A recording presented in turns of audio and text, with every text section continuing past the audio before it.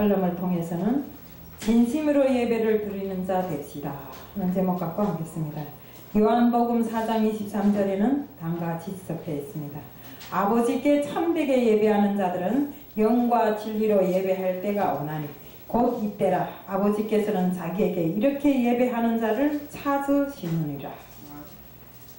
그렇습니다. 우리는 하나님께 예배 드리는 것도 신령과 진정으로 자기 모든 마음 진심을 담아서 예배를 드려야 됩니다. 한갓 예배를 거저 형식에 불과하게 오늘도 수요일이니까 예배 가야지, 내일은 금요일이니까 예배를 가야지, 이런 식으로 해서는 절대 안 됩니다. 내가 이 예배를 통해서 내 마음이 진심을 하나님께 전하는 시간이 되어야 되고 하나님과 교통하는 시간이 되어야 됩니다. 그렇지 못하기 때문에 지금 우리가 예배를 통해서 얻어지는 것이 크게 없다 이겁니다. 또 예배를 통해서 가장 큰 축복을 받아야 되는데 축복받는 일들이 교단들의 적더라 이겁니다. 우리가 이스라엘 백성이 애굽을 탈환해서 나오며 출애굽하면서 나올 때는 60만 명이었습니다. 나와서 그들이 정말 엄청난 하나님의 기적을 맛보고도 정말 그것을 인정하지 못하고 하나님 앞에 제대로 된 예배, 제대로 된 제사를 드리지 못했기 때문에 하나님께서 진노하셔서 정말 60만 명이 가나안을 향해서 나갔지만 광야 생활이 40년이라는 기나긴 생활을 광야에서 하게 했습니다. 하지만 하나님께서는 영 죽인 것이 아니라 그 40년 동안 광야에서 생활하게 하면서도 그 출애굽할 때 신고 나왔던 신발 하나 다스러 떨어지게 한 적이 없었고 그 입고 나왔던 옷 하나 찢어져 정말 헤어지게 한 적이 없습니다. 정말 먹을 것이 없으면 만나와 메추라기로 배를 채워주셨고 이렇게 하셨음에도 불구하고 정말 이스라엘 백성들은 믿음이 적은 데로부터 또 제사를 예배를 제대로 드리지 않은 데로부터 하나님이 그 능력과 기적에 정말 좋다고만 하고 또 좋다는 사람보다도 그거는 일순간일 거야 이렇게 생각하는 사람들, 정말 우상을 만들고 우상을 섬기면서 정말 하나님을 경외하지 않았기 때문에 하나님이 채찍을 맞아서 60만 명 중에 단 2명만 가나안 땅으로 들어갔습니다. 그들 중에 들어간 가나안 땅으로 들어간 사람이 누구였던가? 여호수아와 갈렙이라는 사람이었습니다. 그들은 애초부터 처음에 12명이 가나안 사람들이 가나안을 들어갔습니다. 근데 그들의 눈에는 가나안 사람들이 정탐을 들어갔는데 가나안 사람들이 그들 눈에 보기에는 엄청나게 거인 같고 자기네는 그들에게 붙은 메뚜기와 같이 이렇게 작아 보이는 것입니다. 그렇지만 여호수아와 갈렙은 어땠습니까? 그들은 우리 밥입니다. 우리 먹이라고 했지 않습니까? 이렇게 하나님이 인도하시는 길에는 아무리 큰 적이 맞닥뜨린다 할지라도 우리는 이긴다는 이런 신심이 있어야 됩니다. 이렇게 함으로 해서 정말 많은 사람들이 출애굽에서 나왔지만 그 60만 명 중에 여호수아와 갈렙만이 가나안 땅으로 들어갔습니다.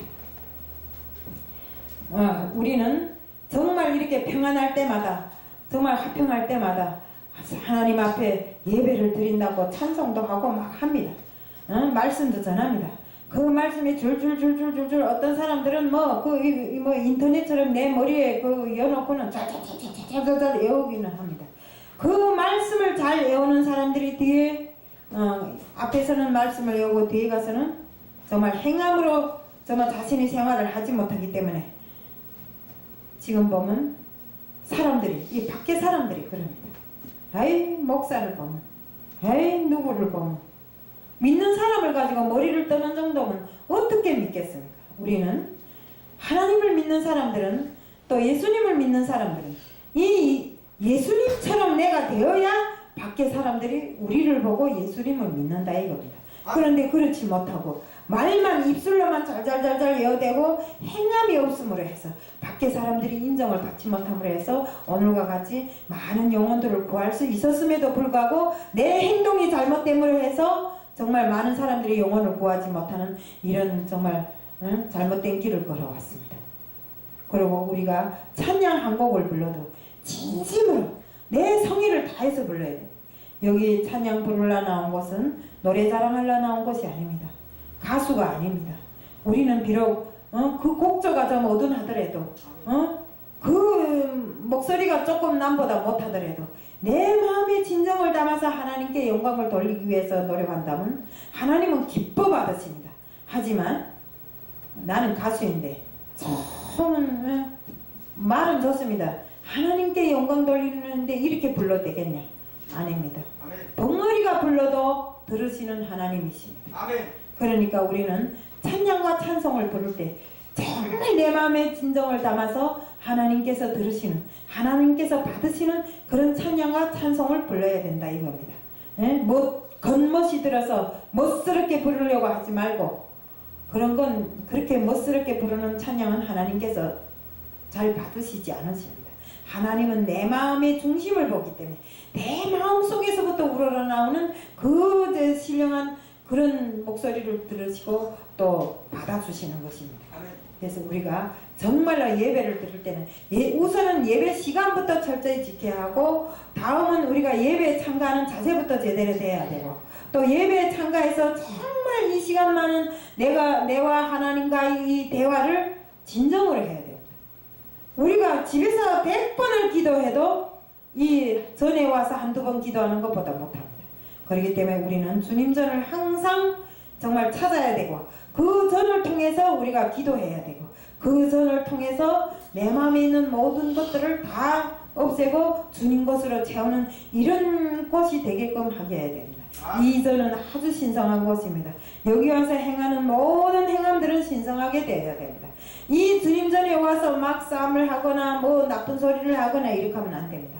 여기에는 정말 화평과 정말 주님이 사랑만이 깃드는 이런 장소가 되어야 됩니다. 우리가 예배를 드리는 것이 주님 앞에 가서 순서나 채우고 우리가 그 정말 다른 사람들 보기에 보기 좋으라고 사람들 많이 앉혀놓고 뭐 성도 여러분 뭐 이렇게 하기보다도 정말 한두 사람이 있어도, 정말 10명이 있어도 20명이 있어도 우리가 드리는 예배가 진정으로 하나님께 상달되는 그런 예배를 드려야 된다 이겁니다. 그래야 하나님이 축복이 이전에도 풍성이 내릴 뿐만 아니라 우리들이 사는 그 모든 것에 하나님께서 역사하시고 또 우리들이 생활에 기적이 나타날 수 있습니다.